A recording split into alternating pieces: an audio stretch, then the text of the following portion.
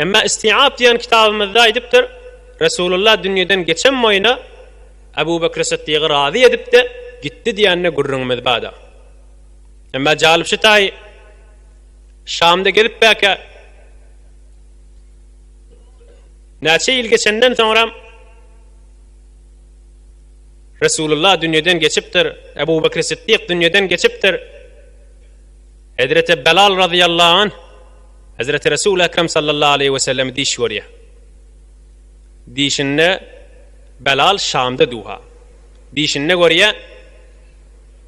Hazreti Resulullah etkiye ey Belal kan taşa düştün näme gelmeýän men ziyaretime diye. Belal radıyallahu anh turya hey wara narahat gören dişinden Peygamberimiz näçe wagtlap men ziyaretime gelmedin? Gelmeň ziyaretime gaşyn diýdi. Hey wara narahat absurde bolyp çykyp gaýtdy Şamdan. Gelşine Peygamberimizin mübarek makbaretinin ýanyna gelip kan aglap oturýar. Peygamberimizin iki tane ahtygy Hazreti Ali'nin oğulları Hazreti Hasan, Hazreti Hüseyin radıyallahu anhuma bila da gelip haýşek gel ay bollu da ay Belal koyunni. Hazreti Hasan men Hüseyin ýaly Belal radıyallahu anhuga senden bir derhastymyz bar diýär. Medine'den gidenin märi heves etýär. Bir adam çekip bersen Medine'de diýäler. Şon Resulullah sallallahu aleyhi ve sellem dünýeden geçeni bäri adanyň eştemde sen erti namazy özüň gıýgyrtana diýäler. Hiç kimin habary ýok. Belal çeker dadi hiç kimin ýadyna oýunna ýok.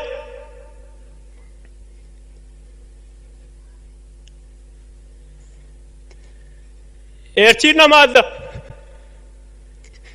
Belal radıyallahu anh adan çekenne Medine zelzele gelen yani tamam adamla ağlaştılar ya Resulullah. Bazı zamanı yadına düşüp.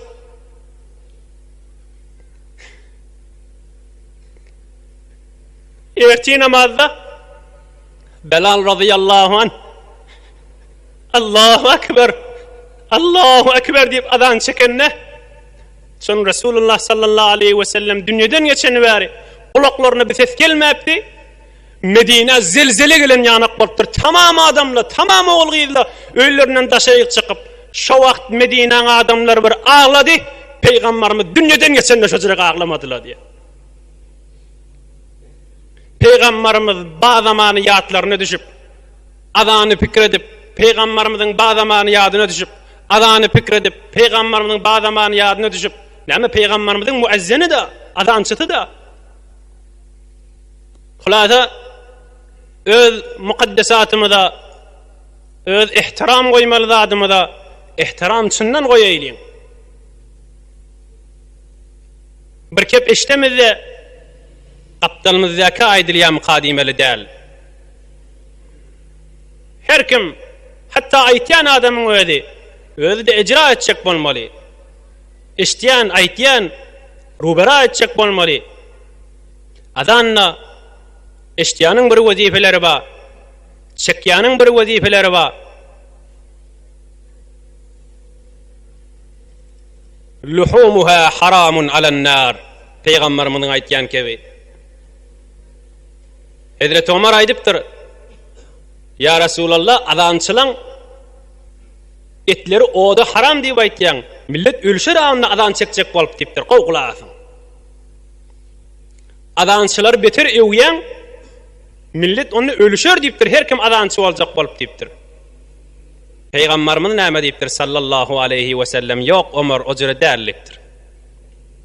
Her kim oňaryp öwe düşüp biljek zady däldir diýipdir. Her jere öwsem de nesip etjek adamla, şo daýaw adamla, milletin gözüne zaif adamla öwe düşmede her kim öwe düşüp bilmez diýipdir.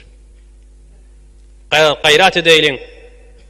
Öz mukaddesatymyz işleyen zatlarımızı icra etmeli zatımızı öz mezhebimiz, öz yolumuzu kaldırıyan zat bolsa, camiamiz owadyllayan zat bolsa icra etjek bolaylyň. Hudaý tebareke we taala hemme dogallamda tawfiq hidayet bersin. Hudaý tebareke we taala tamam mukaddesata ihtiram koymak, edep koymak nasip etsin. Hudaý taala bizim ayal dogallamda hijab bersin. Hudaý taala effet bersin. Arasda toy bersin, ak baxt bersin. İman avraydan ayırmasın. Hemişe de aytiyaz, hemişe de aydart inşallah. Şeytan aydıptır. Müslümanın bir etýän işi var. Meni öldürýär diýipdir, kemer şeken etýär diýipdir. Men bilim dewaya diýipdir. O da näme? Müslüman adam kol göterip dua etýär. Hudaýa maňa ahir demde kelime-i şehadet ber diýip aýtýar. Meni öldürýär. Hemme zähmetten puç bolýar diýipdir.